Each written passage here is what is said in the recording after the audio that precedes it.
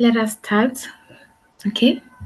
Hello everyone, and good evening to you all. Thank you for joining us for our first official Bounce Back webinar. Today, in spirit of honesty, courage, and possibility, this is not just a conversation about success, it's a conversation about the in between, the moments when life breaks our rhythm, tests our faith, and pushes us to become someone we never imagined we could be.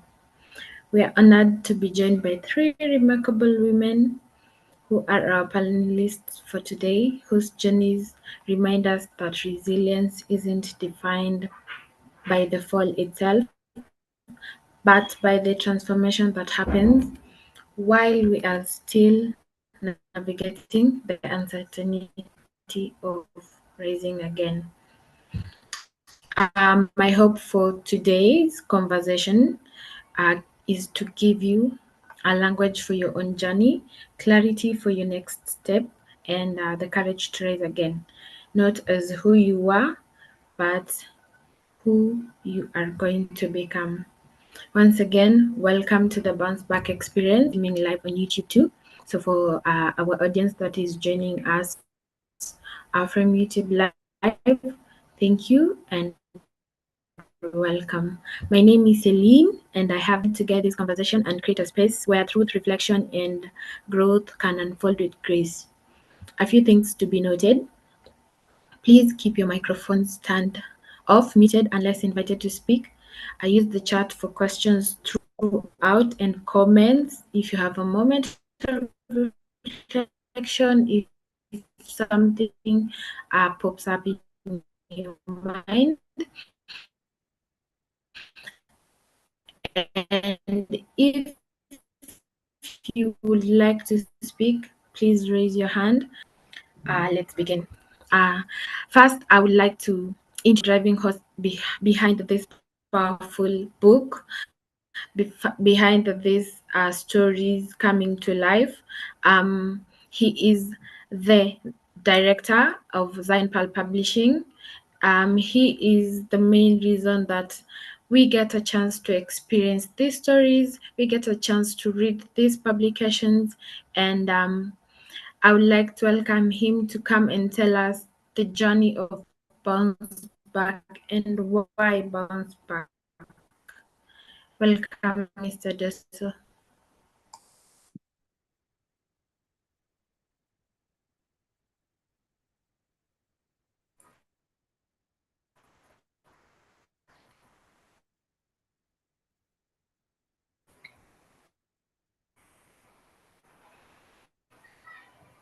Thank you so very much, Celine.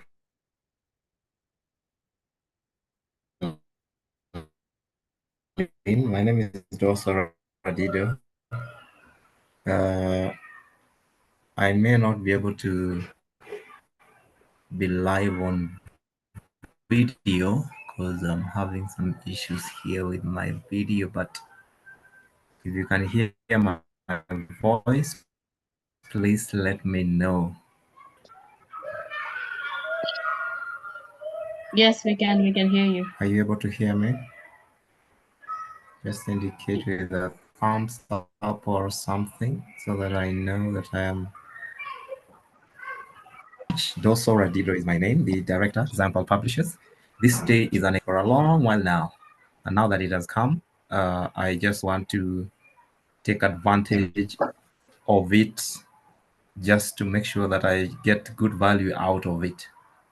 So what brings us here today is not necessarily me, but the women that have been featured in the book Bounce Back. And the reason why we are talking about this is we are interested in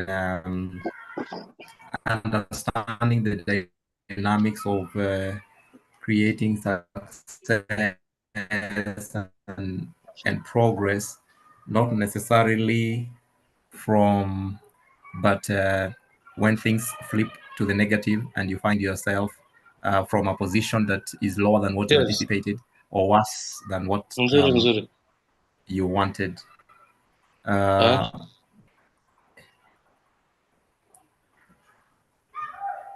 Yeah, I'm sorry for that.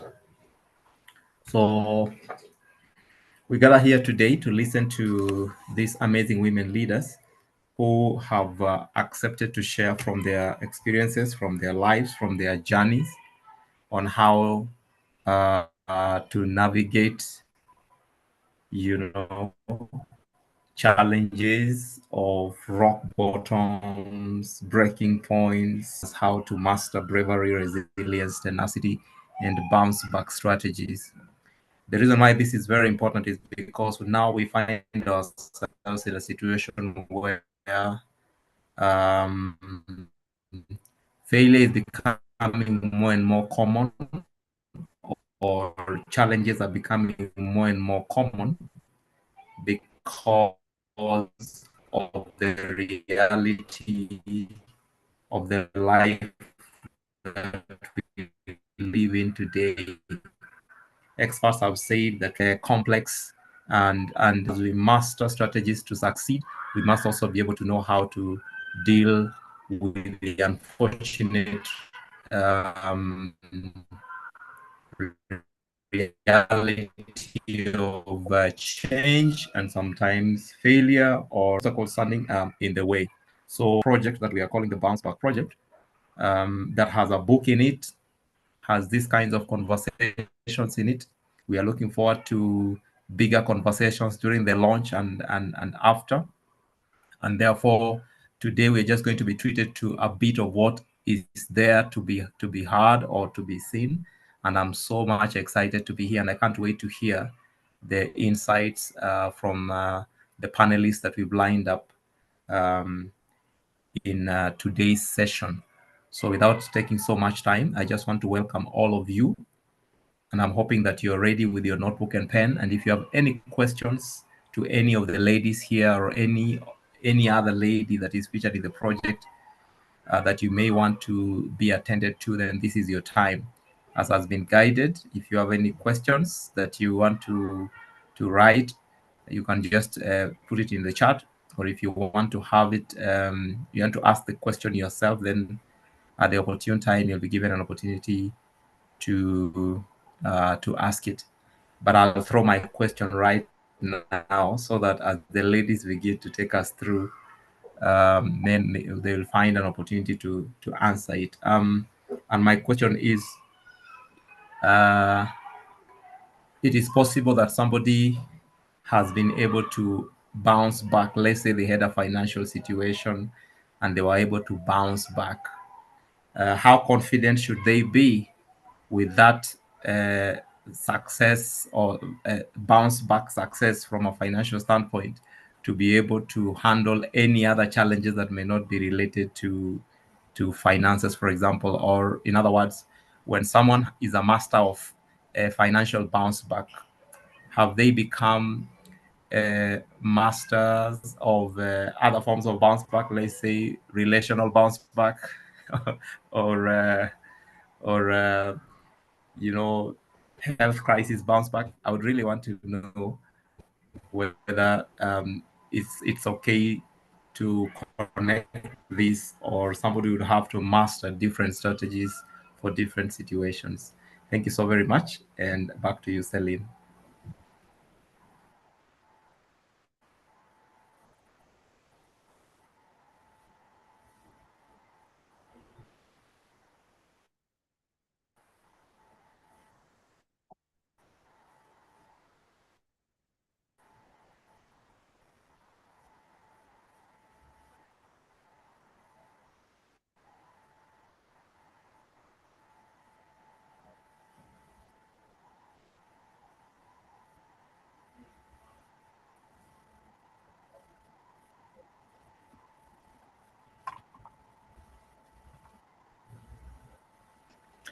Thank you so much for that lovely introduction and insights towards bumps. I get your point.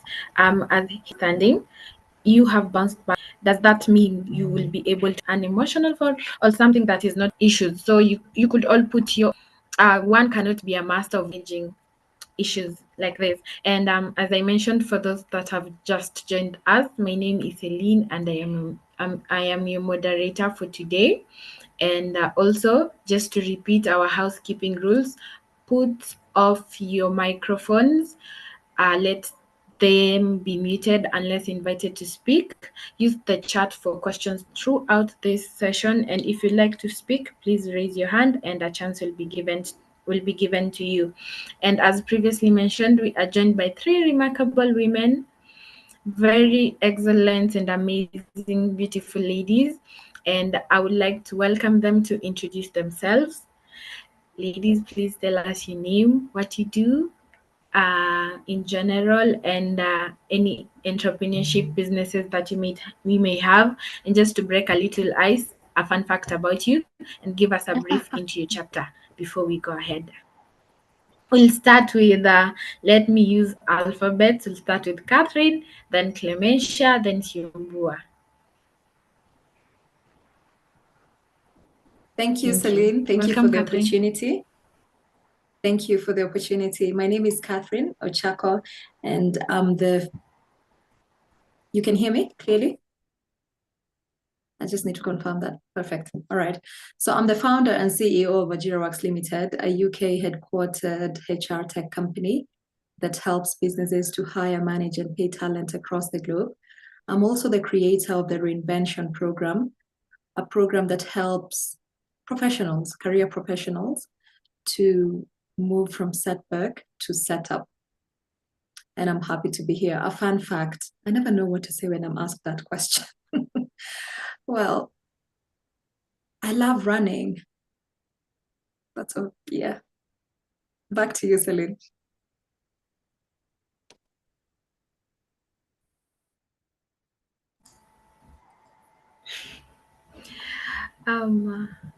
Thank you so much, Catherine. I believe not everyone loves to run, so that could be an actual fun fact. Yeah. I'll go ahead and welcome Clementia. Thank you, Celine. Thank you, my fellow panelists. Thank you, friends. I can see my family from wherever you are logged in.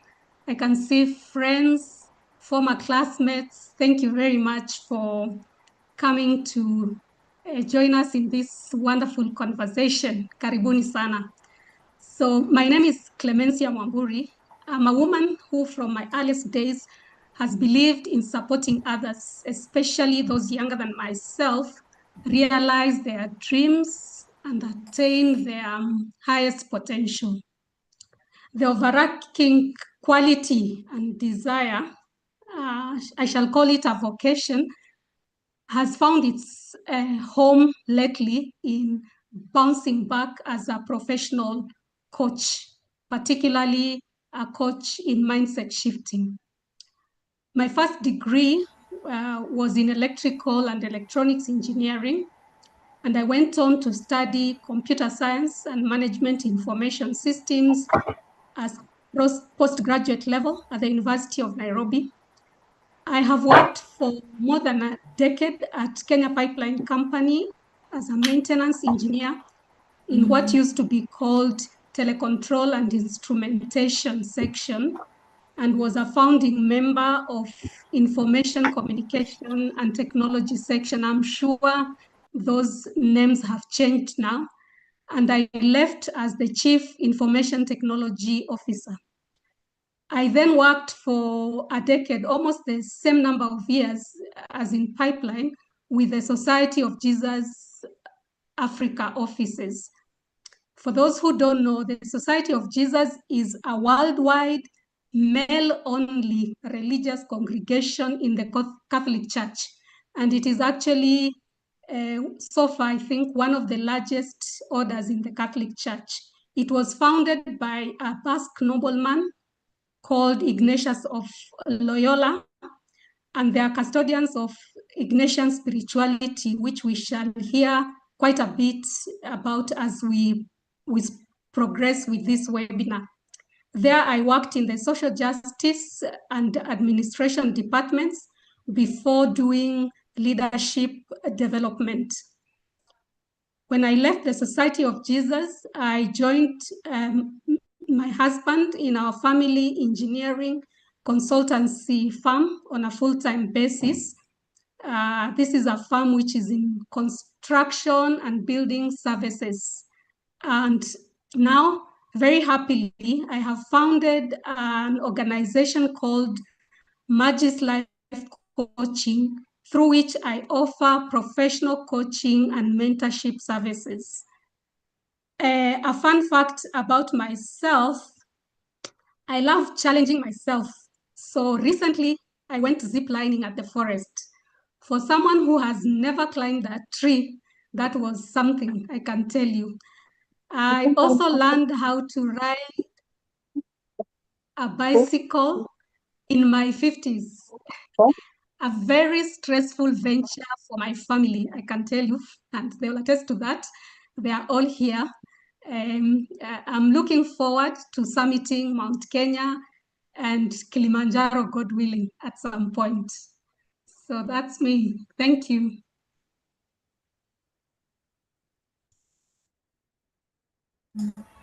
Thank you so much, Clementia, for that. And as someone who doesn't know how to ride a bicycle, I think I'm going to follow in those footsteps.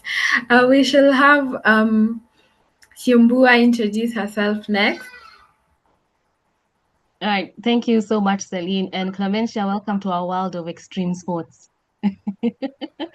We're the ones who keep jumping from the corners of interesting mountains. So, karibu sana. My name is Siombua A. Kiboi, and I am in sports. I am a lover of sports. I am the CEO and the founder of Scare, which is a sports commercial company. But on top of that, I wear very many hats. Some of them include I am a country representative for G100, that is Global 100 Women under the Women Economic Forum, which is under the sports sector. I am also a country representative for the first ever digital university in sports, and that is BOSS, Business of Institute of Africa. And this is the first university where professionals come in to become lecturers to educate the people in sports that we require in order to hire in our industries. I am also the founder of Rise Her Game, which is a dedicated sports channel for women who are in sports to be able to not only elevate the athletes, but also the people behind the scenes. Now, all this together is a short version of myself and what I do. And one of the interesting fun facts about me is I am actually terrible in sports. So I cannot kick a ball to save my life. But if you put me in a boardroom, I can guarantee you that you shall be represented and the check shall get signed. There you go. Thank you so much, Siumbua. Representation matters. That ball you learn how to kick it. And yes, realized. And I was just recognized as one of the 50 most influential African women in sports. Yeah, that happened this week. Yes. Congratulations. That is lovely. Thank you so much, ladies. That was lovely. That was such a beautiful introduction.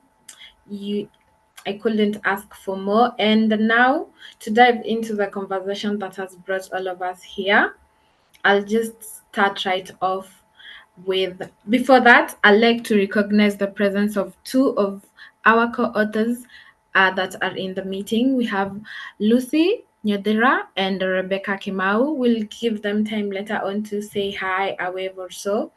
But from now, let us continue with our conversation. I'll start with Clementia. You described discovering coaching as unexpected bounce back, something that you found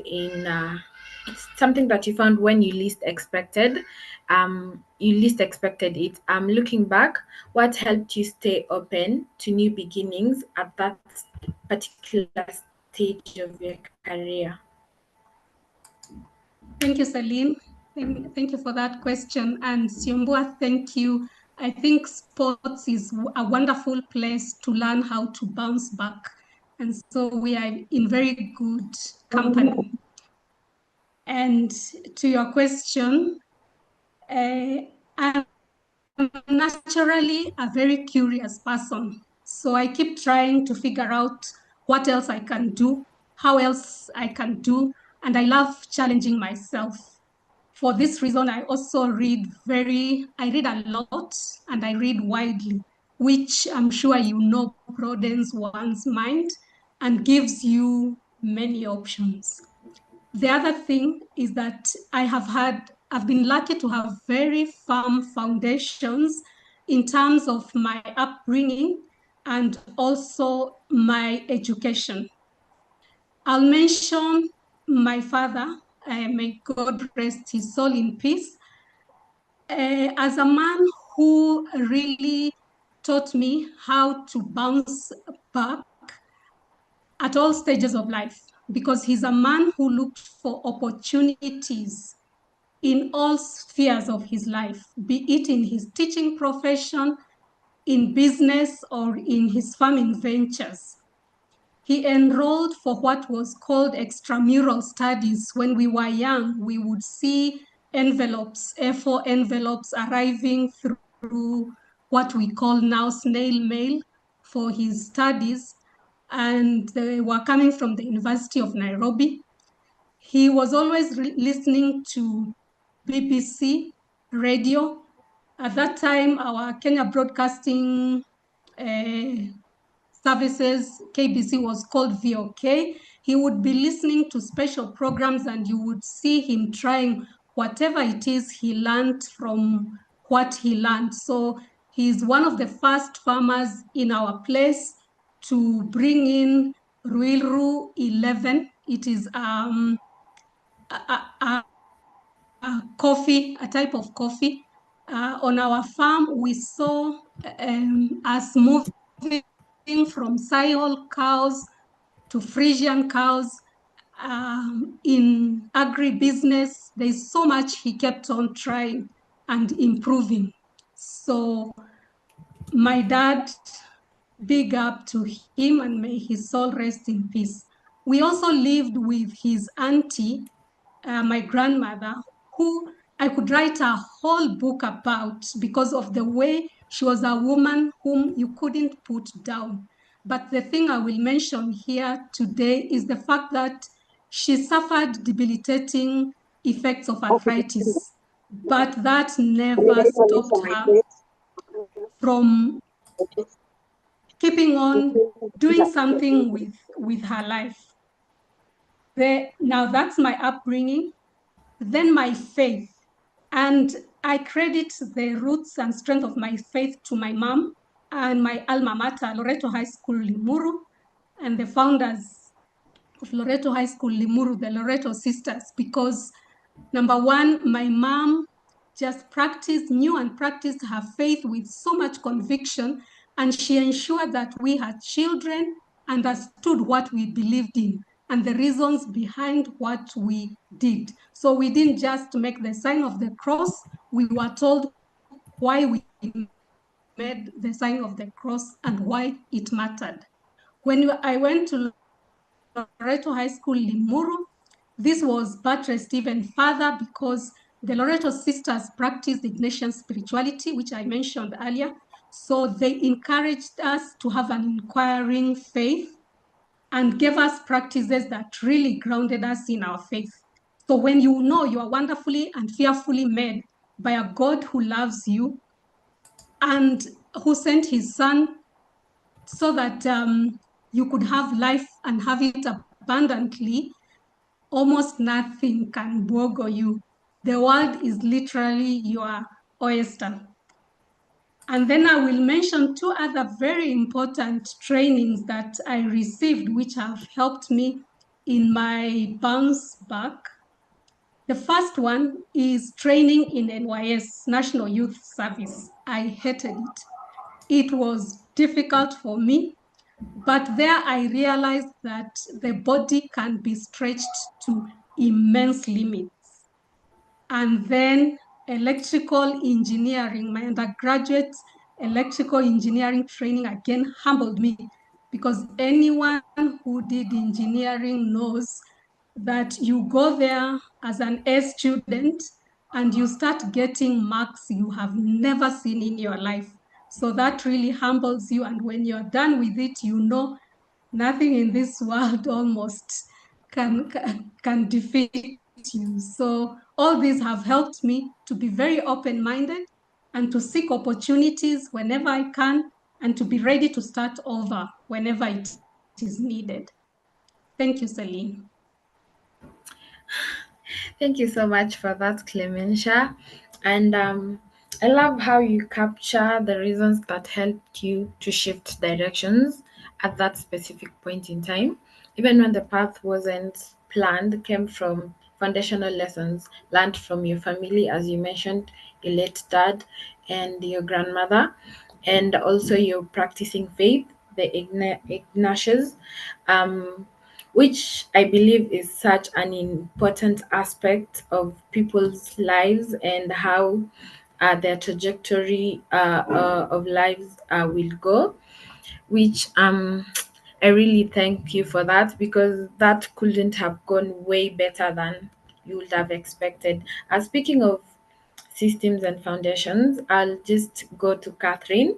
You had to rebuild, not because of failure, but because our system failed you, and which is very disappointing.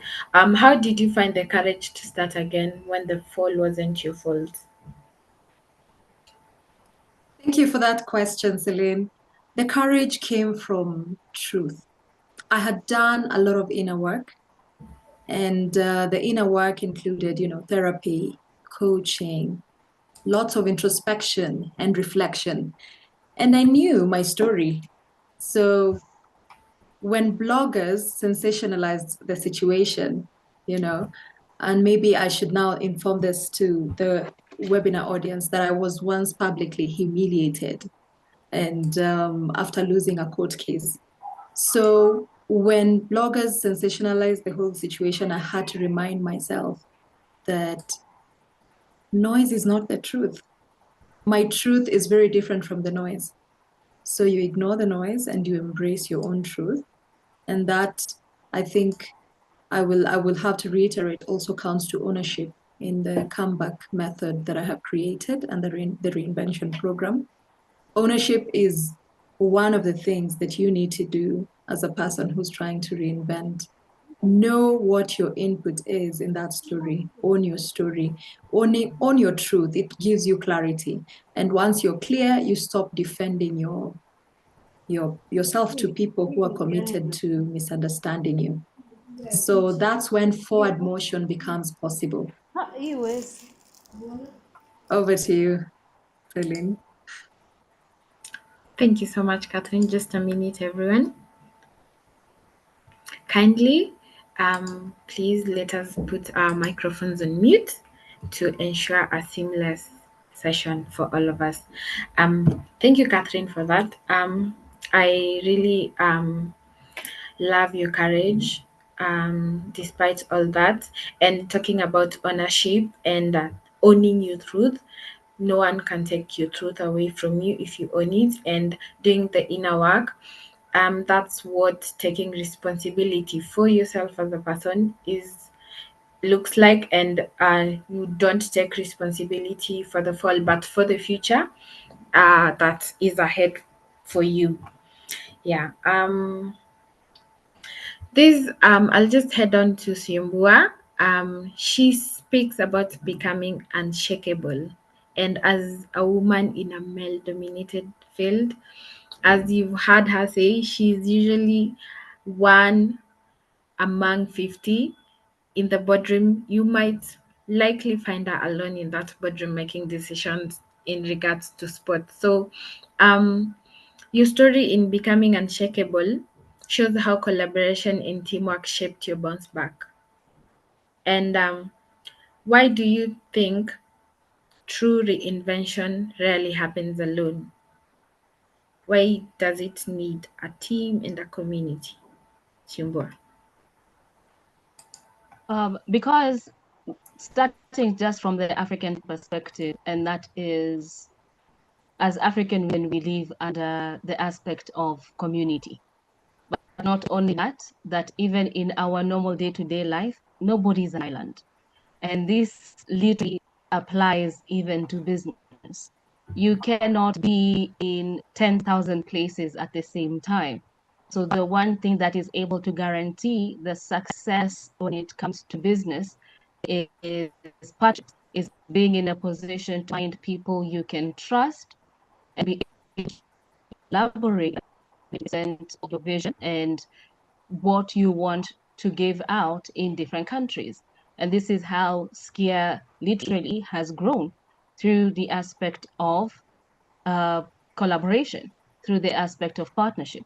And it's interesting because in the sports world, one of the things that we actually work with is something we call blind partnership or blind collaboration through blind faith.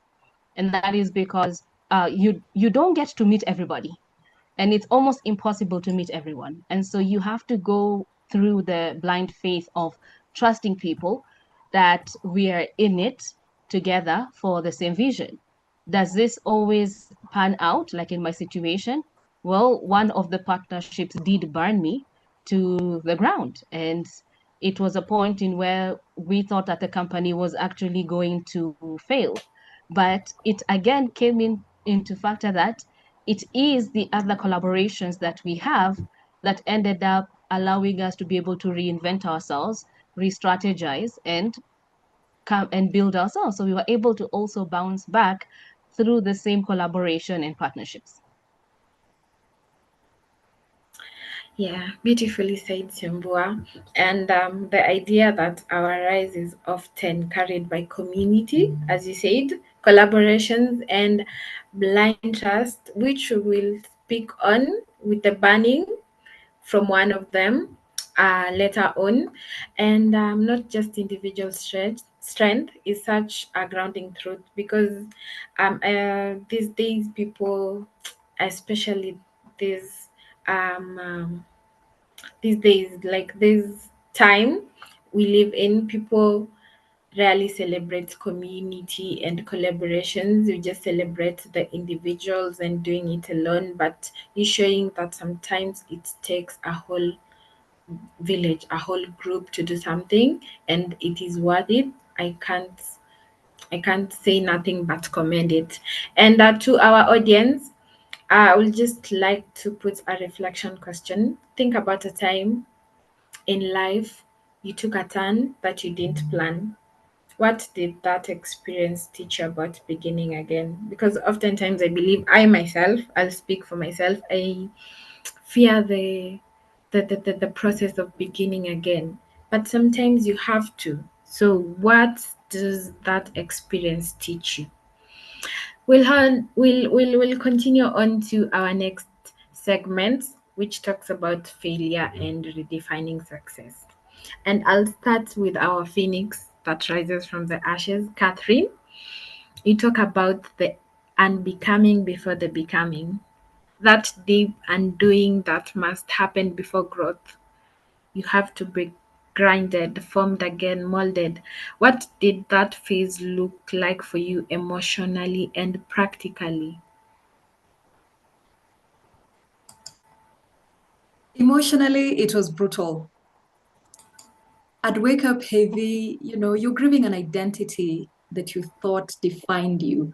Or rather, for me, it defined me. I spoke very proudly about the fact that I'm heading a team, I'm doing this is my job title. So practically, it meant stripping everything down. And, you ask yourself, who am I without the title? Who am I without the team? The recognition. And you wake up every day to the faces of your beautiful babies, very supportive husband, and you realize, oh, life is moving on.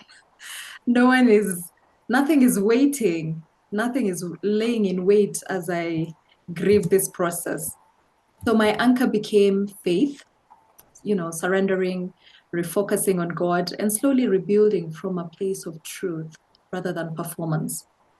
And when you find yourself alone with no applause at everything that you seem to be accomplishing on your day-to-day, truly you lean on God. Spirituality comes in. Back to you, Celine. Thank you, Catherine. And that was such an honest answer. And what I'm getting is this process is not always glamorous the way we might perceive out here. It's quiet, it's messy, but with anchors like faith, God, and people around you, it will end up being deeply transformative. Yeah. And back to Shimbua, you faced betrayal, dressed as alignment, blind trust, quote in quotes. How did that experience redefine your sense of trust and the kind of leader you wanted to be? The experience was brutal. I cannot lie to you. It not only did it hit myself, but it also hit the company, and it hit the company financially, and it hit us in a way where the people who are trying to bring us down intertwined myself and the company together. And when that happens, it becomes a bit of a difficulty to separate the person from the organization, because then she is the founder and the CEO, which means she is the company. And when that happens, it becomes a situation of where am I fighting for myself, or am I going to fight for the company? And the one thing that I had to learn through that entire experience that had to redefine who I became as a leader is the one thing that I am not too good at, and that is patience. I had to learn a significant amount of patience. And that is because when something like that is happening to you, you want to fully defend yourself. You want to come out publicly and fight for your name and fight for the company. You're trying to defend yourself. And the one thing and this is one thing I will forever thank the lead of my legal team, is she kept saying wait. And I was like, what do you mean by wait? She's like, do not respond, wait. And I am not a person of wait. I'm a decision maker. I make decisions on the spot. And so when it comes to wait, it's not one of my biggest patience. It's not one of my biggest. And it's one of the things that I had to learn. And that is because if you decide to get into the mud with, let's say, an analogy of a pig, the pig thrives in mud. It thrives in chaos. And so if you get into that chaos, you're going to end up becoming part of the chaos. So your voice ends up becoming part of the noise, which means even if you're saying your truth, then it's going to be muffled in everything that is in there. And so that was one of the things that I had to really learn hard. And it took months of wait before I could even say anything. But in that quiet moment, in that time of where I had to learn patience, I had to learn to wait, I had to stick to the silence, is where eventually I became the leader that I wanted to be. Because trying to not lose my mind, I decided that I wanted to redefine the company, redevelop the company, change the image. And because the only two options were, we were either going to be completely ruined or we were going to come back again. Either way, the only thing we could do was, let's prepare for it.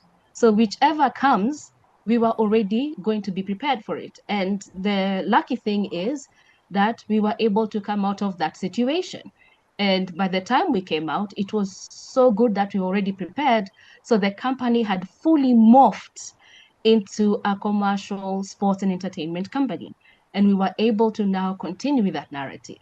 I remember when we initially met, I kept saying that I had to reach a point to get out of my cocoon and start posting 3 times a week on social media to start changing the narrative. And that means me coming out of myself. I had to come out and become a face of the company in terms of conversation and leading the conversation. And this way, my work and my voice and my presence became more louder than everybody else and the noise.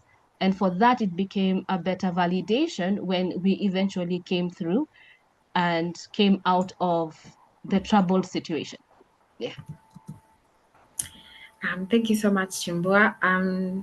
I believe such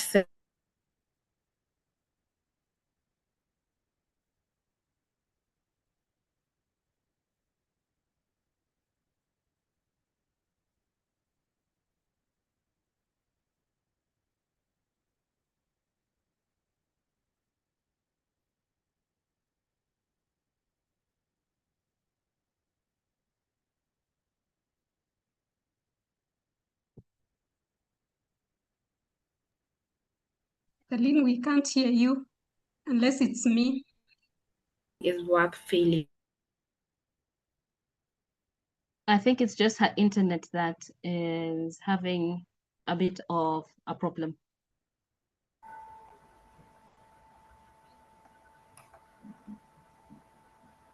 Hello, everyone. Can you hear me? I think I had been Yes. disconnected. Sorry. We can hear you now. My We apologies. can hear you now. As I was saying, the setback that Chimbua experienced later on taught her valuable leadership wisdom. She learned patience. She decided the team and had decided to rebuild silently, and later on paid off and got way more better than what they had intended to do. And I'll just say that sometimes you have to choose your battles and know what to do right and what not to do, and this helps us get better decisions in what we do. And I'll head on to Clementia. She quotes Greg Boyle, which he says, anything worth doing is worth failing at. So if you pursue something, it's either you fail at it or you succeed at it. So what role has failure played in shaping your faith in yourself and your work? Wonderful, Celine. Father Greg Boyle, whose book I quote, the book is Tattoos on My Heart, The Boundless Power of Compassion. Is a member of the Society of Jesus, and he started and runs industry called Homeboys. It's a gangland intervention program in Los Angeles. As I've said, the book talks about the power of compassion. From what we have heard from my fellow panelists, when you fail, you really do need to have compassion to yourself, and also those who fail need compassion from us. What I have learned from my own failures, and they are numerous, but I've only, in my story, in this book, I have picked one. What I've learned is to ask myself questions. Some of those questions include, is this, whatever I'm doing, is it worth failing at? What is the end game? What am I hoping to achieve from this after this? And what is it that I expect to gain? Being a very ambitious person, I wanted to climb the corporate ladder to the highest point. And when I was in pipeline, I was doing it very fast.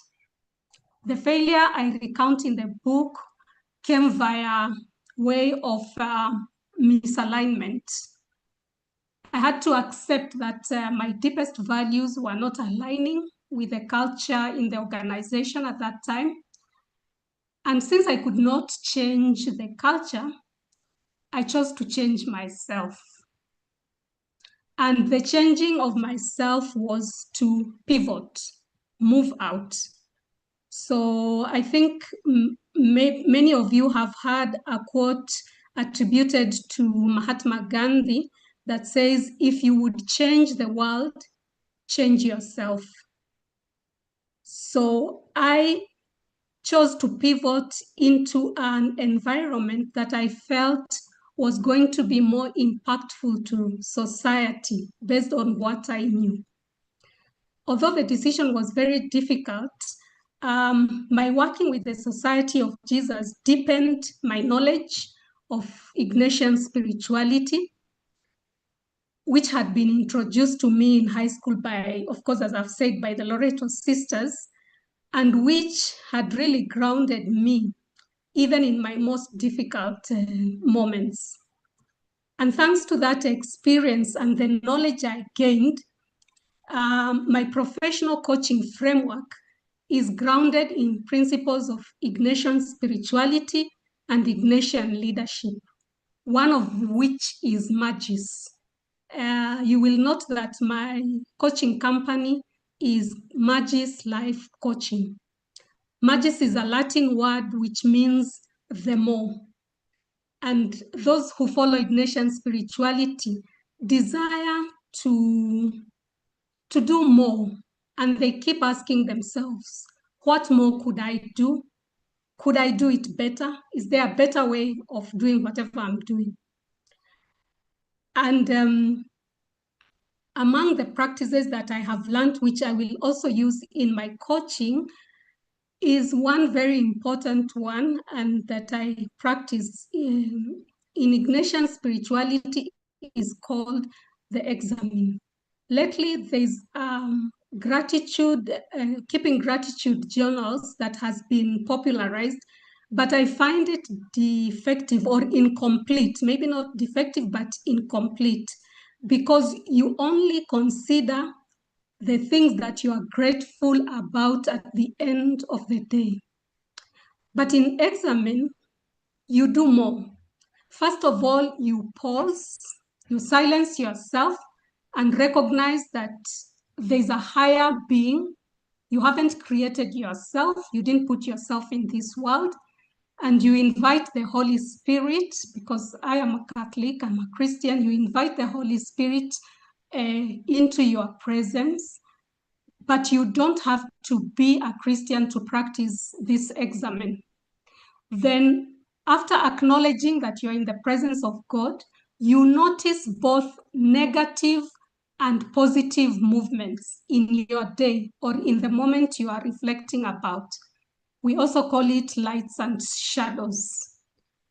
You express gratitude for the positive and ask for mercy and forgiveness for the areas where you have failed, while asking for wisdom to do better. What does this do to yourself? It helps you recognize that in any failure, there's a part that you have played. You don't keep on blaming others. You recognize that there's something that you probably did which was maybe wrong, or you could do better. And this humbles you, it changes you, and helps you recognize your sphere of influence. In the book, 7 Habits of Highly Effective People, this is one of the 7 habits. Recognizing your sphere of influence or sphere of control. So it enables you to bounce back, actually, because you stop blaming others, look at what is possible, and also by trusting God and a higher power, you actually move to a better place. And this is something that I am incorporating in my work as a professional coach. Thank you, Celine. Thank you so much. That was actually very insightful. And what I've gotten from that is, with failure comes the opportunity to be self-aware of ourselves, and like you said, purpose, align ourselves with what tasks or what you're pursuing. We should get lessons learned, know what you're pursuing, and shape ourselves into what we want to become. I believe that is correct.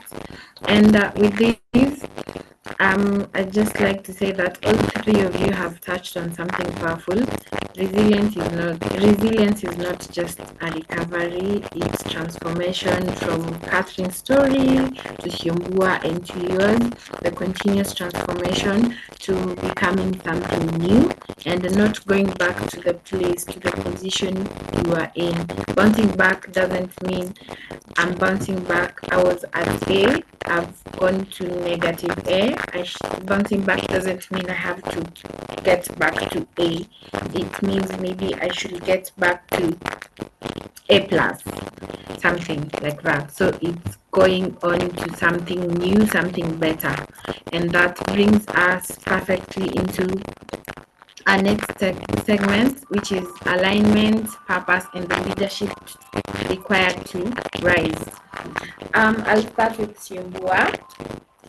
How can power be redefined not as dominance, but as influence that uplifts? Seeing that you work in communities, you work and have built communities where collaboration matters more than competition. Well, when it actually comes to redefining power, and especially as women, remember we are starting from a position of very limited amount of power, which means it reached a point of where we had to bring in our own table. We had to bring our table because, and especially in an industry of mine where, like you said, it is 100% male dominated. Women in the industry are not even a percentage when it comes to, we can't even put a percentage number when it comes to how many we are in an industry of millions of men. And so at some times you're going to find that situations are going to be very difficult to even find yourself in certain tables. And what happens when that happens? Eventually you're going to have to build your own table and build your own community. And that is one of the things that we've worked really hard to do, and especially in our side of things. Collaboration looked like a situation of where we sat down with fellow other women who are in sports and decided that, you know what, we can do this.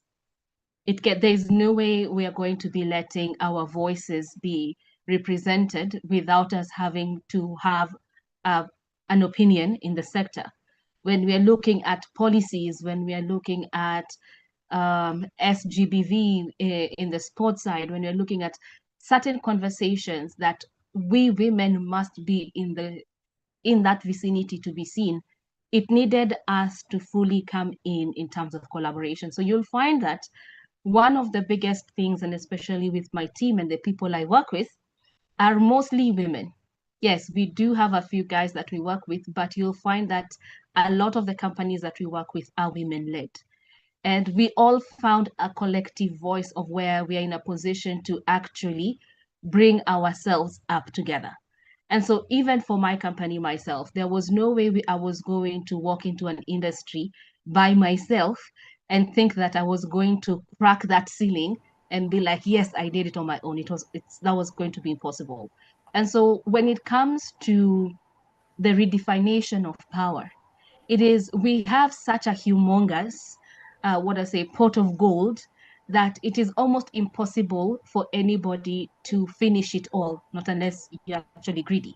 So it's literally possible to spread that gold to almost everybody, and still there will be still a lot more left. And so at some point, yes, you're going to get some people who are going to be competing. But again, remember, we are in a situation of where a lot of ladies before us had to compete to sit in certain tables. And so for them, they were forever in a position of competing. And then here comes the new generation that says, I'm not competing, I'm going to build on my own. You go in, you study, you come back, you educate another lot of ladies, and eventually you build your own path. Because reality is, we have 10,000 rivers, but at the end of the day, they all end up at the ocean. So you really don't have to just take one path. You can take another different one and get there. You might find yourself following the everyday path that everybody is following, but you'll never get to the ocean because there are too many people there. And yet you may be able to pull in a few people, create a new path, and you get there even faster. So collaboration is not a situation of where we are trying to fight against each other or compete against each other. It's more or less being able to give each and every one of us a voice. And that is the voice that we require, and especially as women in any industry. Like, our voices need to be heard at some point. And that means that we have to be able to step out and actually use who we are, because truly we can't compete with men. I cannot lie to you. But we also have our own unique strengths that allow us to have equity on a table when we require. Lovely, so lovely, Simbua. This reminds me of an excerpt I read that we as women should not wait for someone else to speak for us. Use your voice to speak for yourself, because if you do not speak for yourself, no one else will. And this shows that power should be something that is expansive rather than restrictive, something that creates room for others, everybody else, other than limiting its usage. And I am so glad you are doing that. Speaking of restrictive power, I'll just go to Catherine.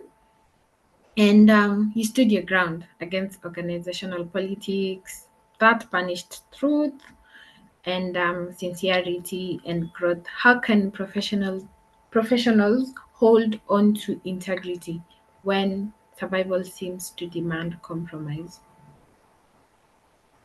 Interesting question. Now, when you think about it, integrity costs something. When an organization has that in their value system, it does cost something to be integrous. And losing it costs everything. For my case, when politics tried to silence the truth, I was pushed outside. Obviously, that's part of the story I talk about in the Bounce Back book. And when I stood outside of the system rather than participate in wrongdoing, ironically, outside gave me more power because I was able to create, I was in an environment where it gave me more power in the sense I was able to have more clarity. I was able to have more alignment. I could see things for what they were from the outside. Because most of the times when you're inside, you want to align. You want to align even with what you know is wrong, especially in the corporate sector. You want to align because misalignment means you've been thrown out, right? So me being on the outside, ironically, gave me more power. I could see clearly everything for what it was. And sometimes the door closing is redirection. Yeah. It's not always failure. I always thought the worst because while I was on the inside, I'd see how things ran, and sometimes you really want to you try to stay aligned because you still want your job, but when you step on the outside, or once I was pushed on the outside, I learned this the hard way, that I would rather have left, like what Clemencia is talking about, if I discovered the company values do not align with my own. It gives you so much peace and you are better. And I mean, that's what we're seeking out. You want your mental health to not be compromised. You want to be at peace. Maybe it's time we redefine what success looks like, because we will always think about it. It could be money or other things, but really, at the end of the day, that peace and joy in your heart is the end game, right? So yeah, integrity does cost something. Yeah. I think I've also experienced firsthand that integrity does cost something, and it is often most tested when the stakes are highest. You're on that upper level, you have a good job, good salary, good everything. So with what you have said, it really challenges the audience and everyone else that is listening in to rethink what it means to stand firm and what your values align. The earlier you know what you stand for, I think it is easier to know how to go on with with your professional and personal life. And speaking of leadership, Clementia is someone who has led across corporate, faith-based, and entrepreneurial spaces. I'd like to just ask, what does ethical leadership look like in a society that often rewards shortcuts?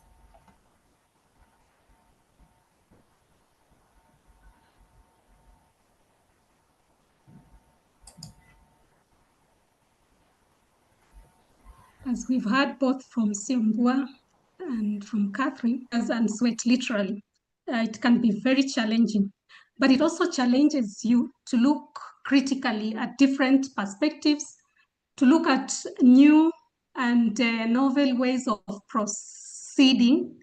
It sharpens your creativity. And forces you to try and see how else can we do things, because there's a reason why perhaps the society is rewarding shortcuts. And God did not make a mistake in putting me here. And I am supposed to do my best to improve this society. So to illustrate my next point, I'll just use a small story that I had. I think it was Reverend Timothy Njoya who made this, who gave us this story. And he says he saw a vision of people in hell. They were in three balls of fire. And the three different races are in those balls. He notices that the ball that contained the European and the Asian, they were busy trying to get out, and they were helping each other get out. And once you got out, you also helped others get out of that ball. But then he noticed something interesting in the third ball where our race was. People were not as many people were coming out. And those who are struggling to come out were being pulled back. Ni kama unaambiwa hutatoka hapa, utakaa tu hapa na sisi. So I feel we need to process what this hutoki hapa really looks like and why it exists. Because that's the only way we can address why we have shortcuts and maybe try to defeat them, because those shortcuts are keeping us stuck in poverty. So I pose some questions about this hutoki hapa. Does it look like the depth of where we are getting out of? You see, many of us are getting out of debilitating and dehumanizing poverty. So we are scared that failure would take us back into those depths. And therefore, we take shortcuts. Perhaps. How do we defeat these depths? Does hutoki hapa look like I'm the first one in my family who, or clan, or village, who went to college? I'm the first one who owned a big car. I'm the first one who built a story house. And therefore, I feel like I'm the only one who can lead. Yet, all of us are leading all the time. And the better leaders we each become, the better for our society. But before we answer and discover this question, we may not get those solutions. Does hutoki hapa look like lack of existence of support structures, scaffolding that would help us rebuild once we fail? Does hutoki hapa look like a scarcity mentality, that there isn't enough to go around. And how do we create an abundance mentality? Our book, actually, this Bounce Back book, helps you in your road as you come up with solutions for your own bounce back, because you relate with other people who have fallen and bounced back. But it also helps us start this conversation, asking these very important questions, because unless we ask those questions and come up with honest answers, we will not get out of the situations that we find ourselves in. And I could go on for a very long time, but I think professional coaching has given me a glimpse of the abundance mentality, because we as professional coaches are taught to believe that all of us can solve our problems. We have what it takes to solve our problems. What we need is to be helped to process the way to solve our problems. And I would like to mention here my trainer, Irene Kinuthia, because I saw in her that abundance mentality at play. Right from the word go, as she taught us to become professional coaches, she equipped us to run our own professional coaching companies. She equipped us to start having our workflows for our businesses. I mean, how much better can it get in terms of accepting that we can solve our problems and there's enough to go around? Thank you. Thank you so much, Clementia. That was really powerful. And speaking of abundance mentality, I had this woman leader mention to me once in a while. One time back, she says that if this is in regards to your Hutoki Hapa, where that says, are you the first one to do this? Are you the first one to in your family, or are you the first woman to do this? She says that if you ever happen to get yourself to be the first person in a room, in a place above, always leave the door open for someone else. Leave the door open for the next woman leader, leave the door open for your sibling, leave the door open for your cousin, and that will help create a community that will help solve problems, bring out the task where you will not be alone, and hopefully encourage ethical leadership all round. And with that, I'd like to just head over to Catherine. You stopped waiting for permission to do some things and started leading. You stopped waiting for permission to lead and started leading from within. And from your experience, how can women today reclaim the sense of self-permission to rise, to speak, and to rebuild? It's simple, by realizing that no one is coming to rescue them. Permission is internal, you know? The moment you stop waiting for validation from any facet whatsoever, you start leading from within. And then everything shifts. Because in leadership, we're taught that you literally are leading yourself first before you're leading others. Yes. Oh, yeah. Nice. And that was such a nice statement. You lead yourself before you lead others. If you can't lead yourself, how sure are you that you're going to be leading others?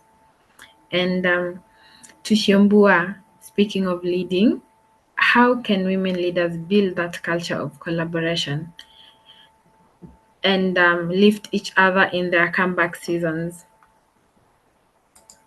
What people don't realize is women already do collaboration.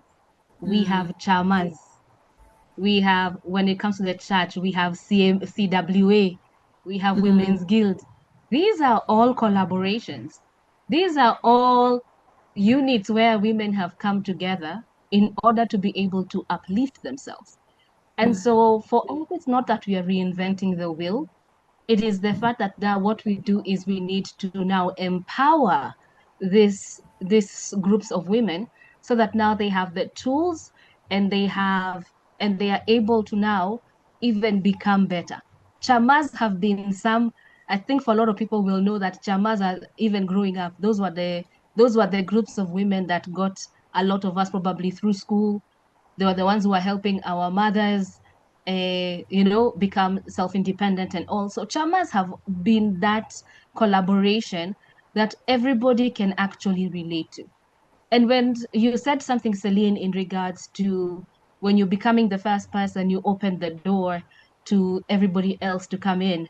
Earlier in the year, I was seated in a panel as well, like this one, and Nancy Gitungu was there, who's the current Auditor General. And she said when she sat on that seat as the first ever female Auditor General, she opened the door for other women in finance to be able to walk in.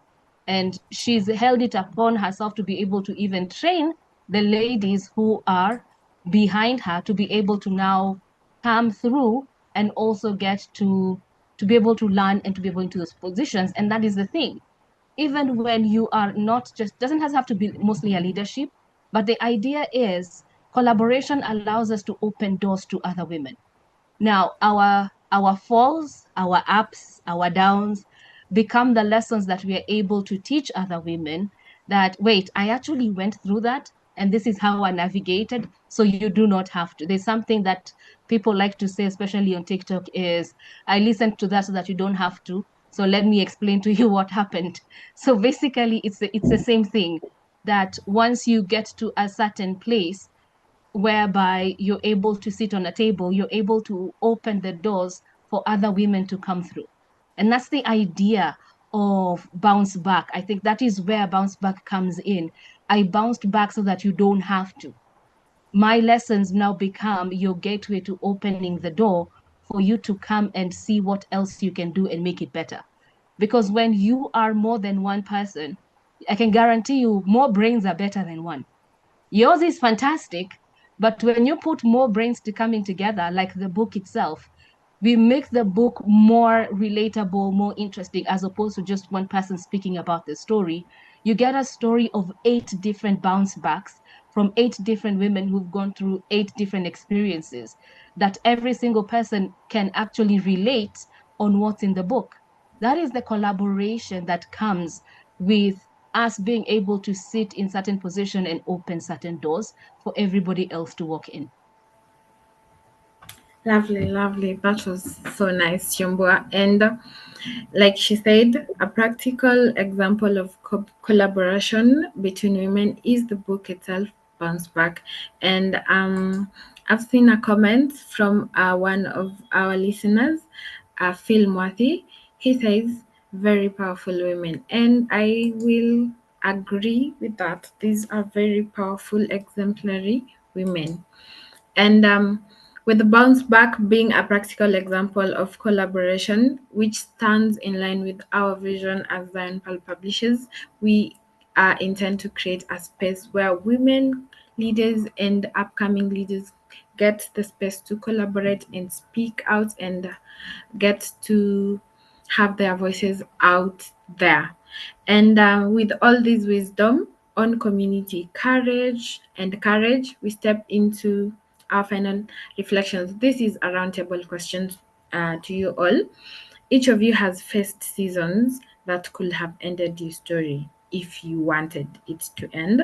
What daily or spiritual practices keep you grounded when life feels uncertain or unfair? We can start with Clementia, then Catherine, then Simbua. Thank you, Celine. That's a bit about collaboration, and the fact that women have always collaborated is powerful and so true, and it is very true in this Bounce Back project. I'm forever grateful to the Loreto sisters for introducing me to the Ignatian spirituality, being able to pause and reflect on my day, sometimes multiple times in the day, looking at life from different perspectives, acknowledging my role in whatever failures I may be facing.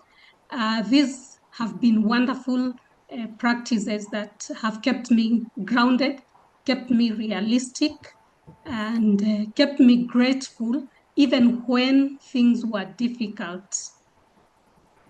Thank you. Thank you so much, Clementia, for that. And I believe, if I'm not wrong, the Loreto Sisters Foundation was actually founded in a time where Christians were being persecuted, and it was formed as a way of communing with God to avoid the persecution, which is the very essence of collaboration and women working together.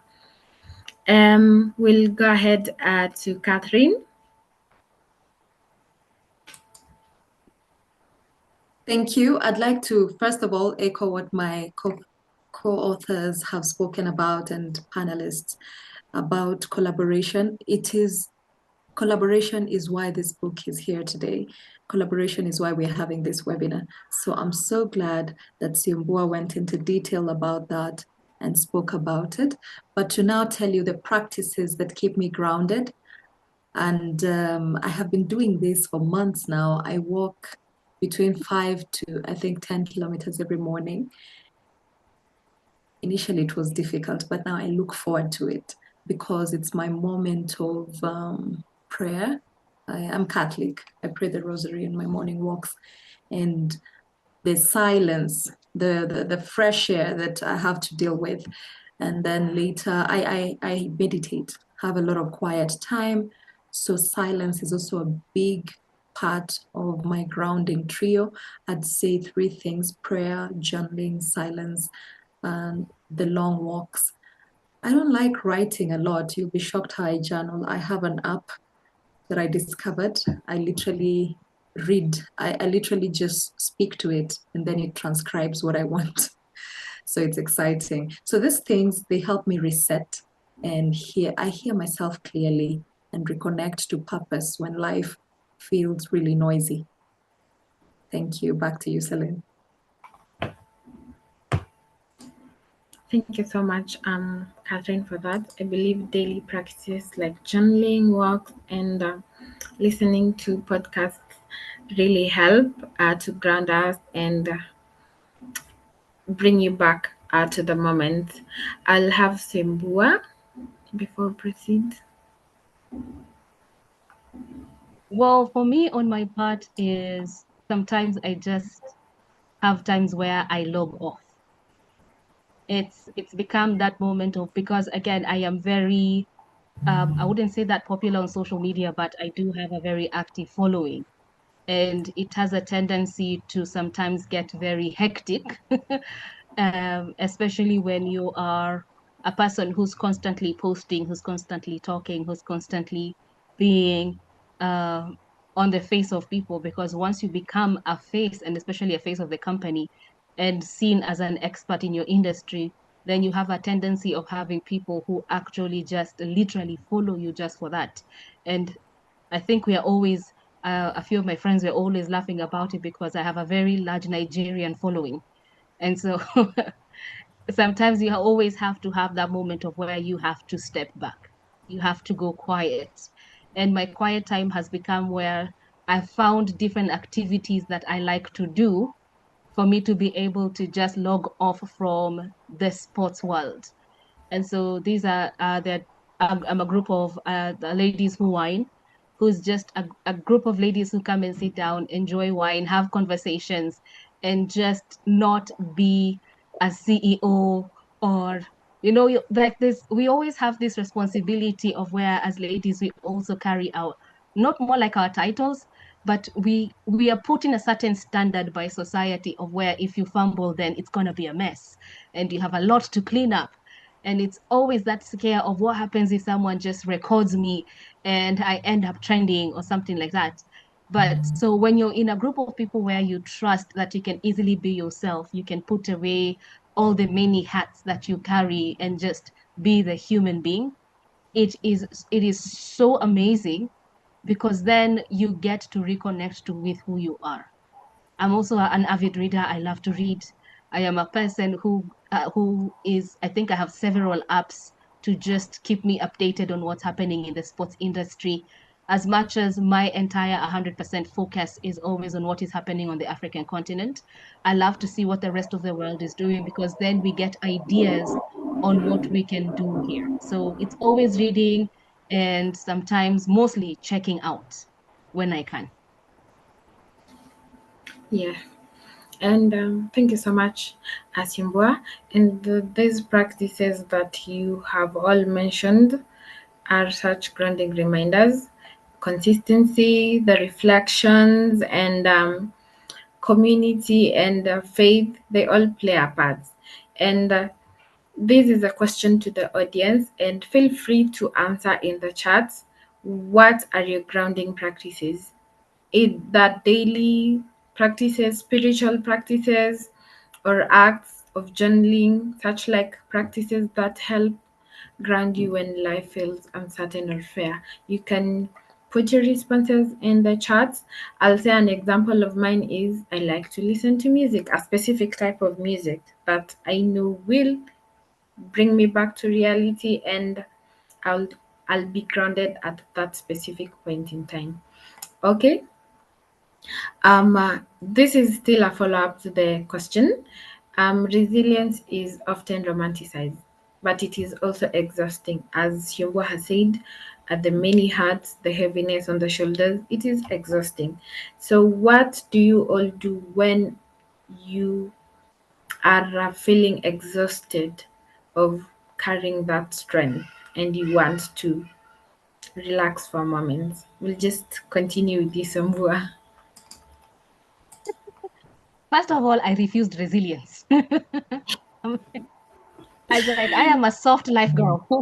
Mm-hmm. I was like, I refuse to be a strong, independent woman. I refuse. It is not my portion. And that is because when you bring in that notion of strong, independent, resilient, you're adding way more to yourself than you can handle. Because when you actually have to be human, people are going to, people will put you on a pedestal. And when that happens, it's going to be very difficult for you to actually come out of that pedestal. And when you fall, the fall becomes harder, because people will be like, oh my God, I can't believe, we put her there. So I refuse to take the strong, independent woman. No, I refuse. Resilience, no. I know that I'm capable of mistakes. I know that I've learned that in it, I'm also in a position to learn from my mistakes and be able to rebuild from there. Because again, for me, mistakes are stepping stones. There's no such thing as a straight ladder to success. You're gonna fall, you're gonna stand. And so for me, I've learned that at the end of the day, it's not that serious, you know? And when you have, there's something in the book of, it's a study guide in terms of, it says at the center, so what? You're going through problems, can you fix it? Then why are you worried? If you can't fix it, then why are you worried? And so I've taken that type of mentality for myself, that I may not be able to do something right now, I may not be able to do something tomorrow, but there's an idea that's going to pop up eventually, and I'm going to be able to work on it. So I've refused to stress myself. I was losing my mind when we were going through that situation, but that also situation with the part of patience, it helped me understand that sometimes I've got to breathe, I've got to let go, I've got to let the universe or the situation run its course. And so I've learned that from a very hard gut punching lesson, but it's become something that I now hold on to. Thank you, Siombua. And that is nice. Putting so much the word resilience. Sometimes we have to accept as women, we just want to be baby girls. Yeah. We'll have Catherine, then Clementia. Thank you, Siombua, for reminding us that we're baby girls. Oh gosh. All right. So what do? I rest, actually. Rest is part of resilience. I'm still holding on to the word.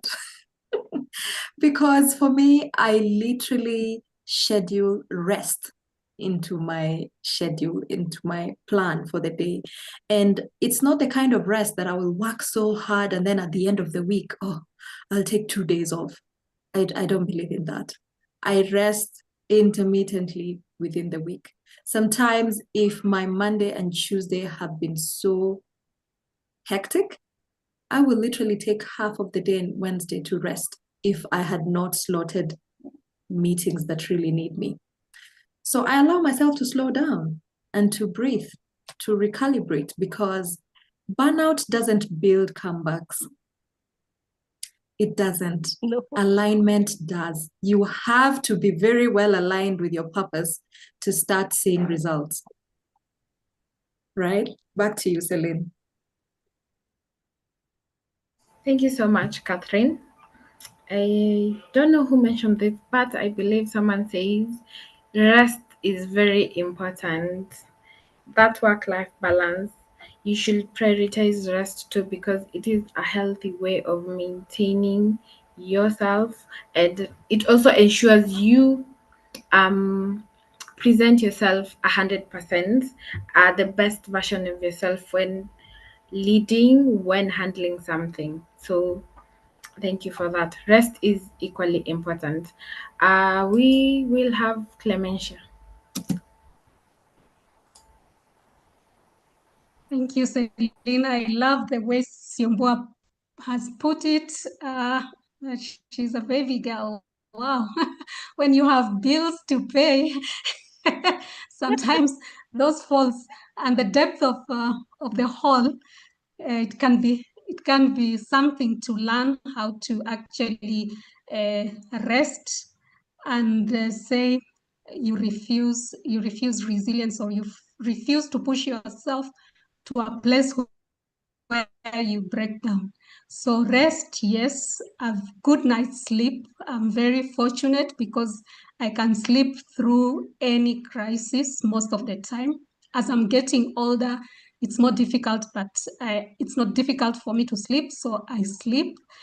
I have a good night's sleep, but over and above that, I have hobbies. I have learned gardening. If you come to my place, you will find very many plants lately. I wasn't always like that. I deliberately decided to garden.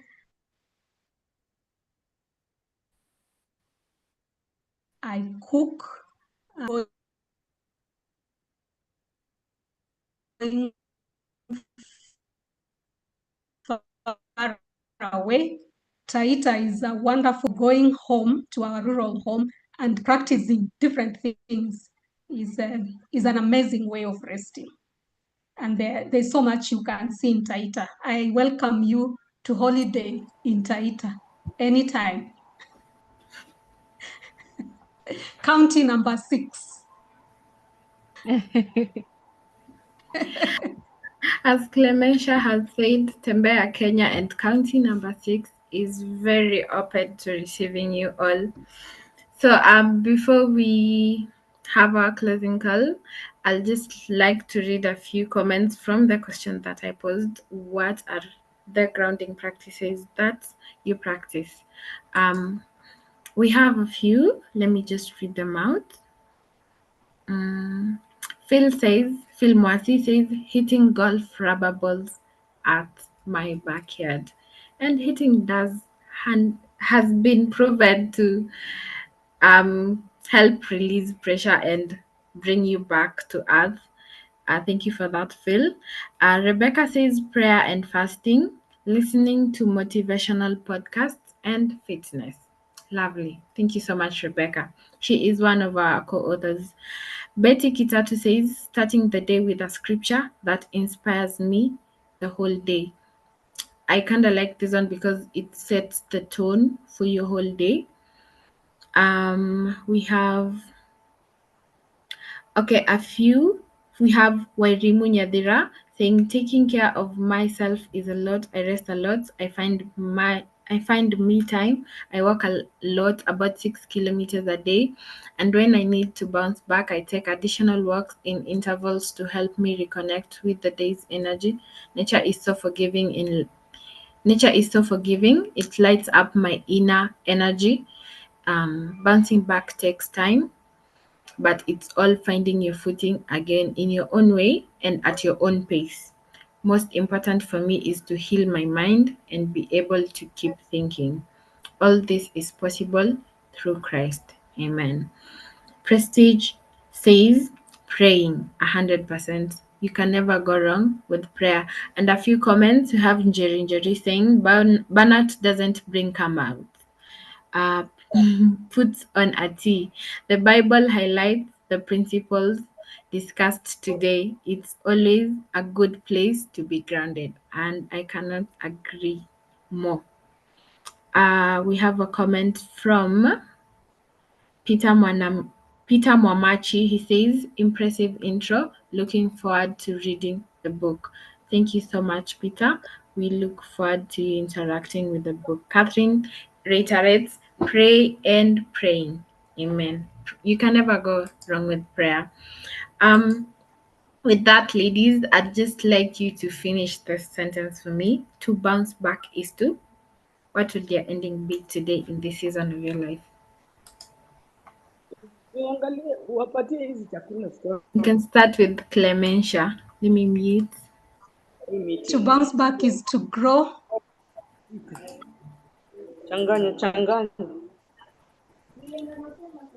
Just a minute so that you are not disturbed. Okay. Clementia, once again. To bounce back is to grow. Yes, Yes. to bounce back is to grow. Chimbua. To bounce back is to accept that sometimes failure will be there, but you are strong enough to rise from whatever situation you're going to be in. That acceptance alone is bounce back. Thank you, Chimbua. Catherine. To bounce back is to rise from a setback into a setup, a comeback created with clarity, courage, and intention. Very nice, very nice. To grow, accept, and to rise.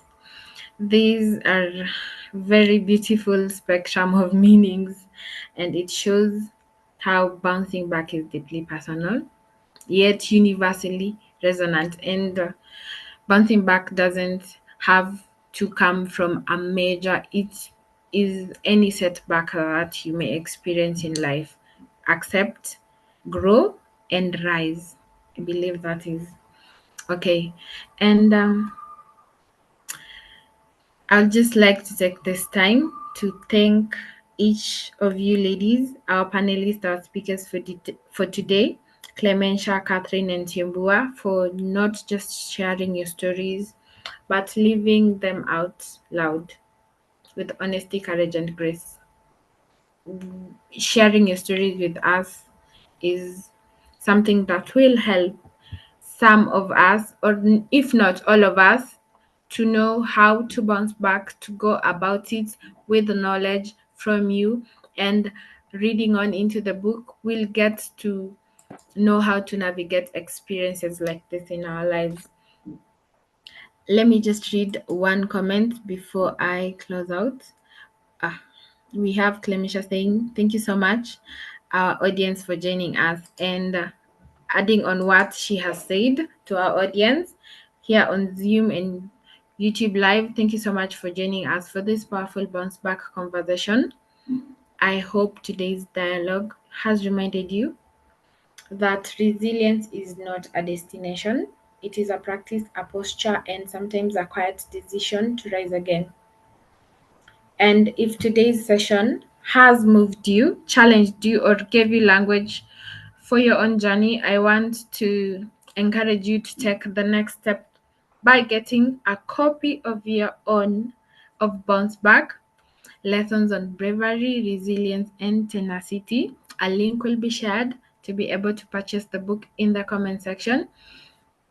This is a collection. Bounce Back itself is a collection of real stories, real lessons, and real strength. And it deserves a place in your hands, not just on your screen. And even more exciting, we'd love to see you at our official book launch happening on the 28th of November, 2 weeks from now. The venue will be Weston Hotel from 2 p.m. We'd love for you to be part of the celebration, the conversations, the connections, and the energy of this moment. Let me just share the links with you on how to get the book and to register for the launch. Yes, you can get a copy of the book from there. It will be delivered to you, or get to have them from your connections here, whether Clementia, Catherine, or Simbua. You can get the book. Catherine says, I cannot wait to read the book. Yes, we cannot wait for you to also read the book. And on behalf of our incredible authors, like I said, we have two of our authors in the room with us. We'll have Rebecca say hi if she's able to. You can put your video on, and then Lucy, just to say hi. We might be meeting them next week for our second webinar. Hi everyone, see you at the book lounge. Eagerly waiting to see all of you. And congratulations to the 4 others. That has been an amazing session. Thank you. Thank you so much, Rebecca.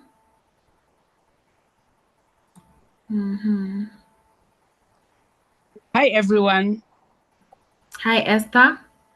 Thank you very much for the co-authors for articulating this bounce back so well. I've enjoyed myself when being an author, and really looking forward to the launch and inviting everyone else to come and join us on the 28th.